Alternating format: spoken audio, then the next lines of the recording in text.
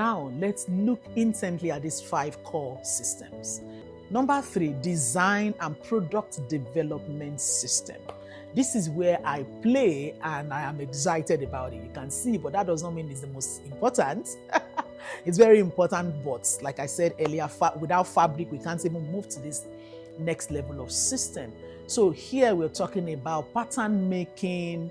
It is actually the process or the system where the ideas in the minds of designers are brought to life. So here we're talking about pattern making, we're talking about technical designs, we're talking about grading and sample and prototype development. Without it, we can't move to the next stage. And number 4 is the manufacturing system. This is after the sample has been developed, specification is clear, Tech Pack has a fabric specification, sizing specification, sample has been approved and everything. This is where we scale.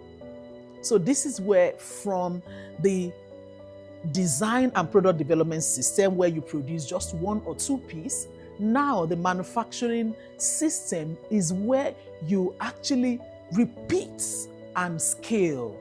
So this is the engine room where you cut, you sew, quality control, production planning. This is where jobs are created and exports become possible.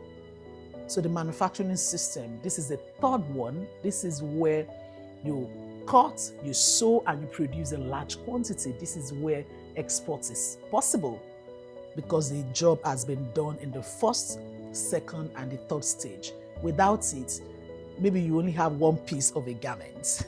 But at this stage, you can have 50 pieces, 100 pieces, 1,000 pieces, depending on the designers, on the designer or the brand, or what the request or the order is. Number 5, and it's very important, market access system. If the farmers produce the cotton, and we have the fabric development, and we have the products, design and product development, and there's manufacturing, and there's no markets, then everything would have been in vain. So the market access system is when you have the retail, wholesale, exports, e-commerce. Without markets, everything would have just been in vain. So this brings me to the fact that there are so many systems in the fashion industry, and all, are equally, important.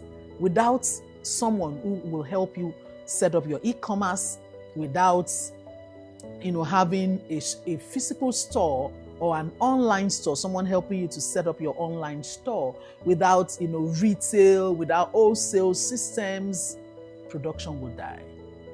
So market access is very important, and also not just knowing the importance of market access, but ability to be able to define who your target market is. So this is a system that is very important. For some, we just produce and say, oh, I like this, and you begin to churn it out. But who are your target markets? Do they want it? Are they interested? So it must be something that is looked into in-depthly, then delivered or provided for. Have you ever wondered why fashion feels so hard despite your talents? I have good news and not so good news. It is not you.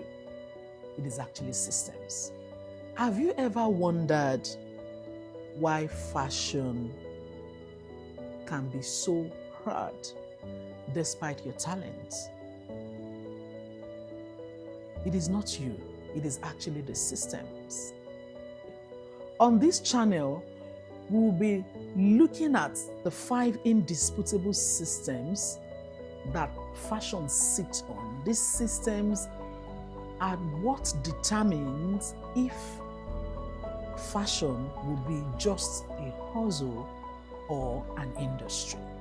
In subsequent videos, we're going to be looking at the nitty-gritty behind the systems, how to make it work, how to use it to our advantage, and how to actually build a system that works not only for my organization or your organization, but for our community and the nation, and of course, Africa in general. So if you love fashion, manufacturing, processes, and structure, please subscribe to this channel, like and comment until we see again. My name is Omolade Oshinobi. Thank you for watching The Fashion System. See you next time. Bye.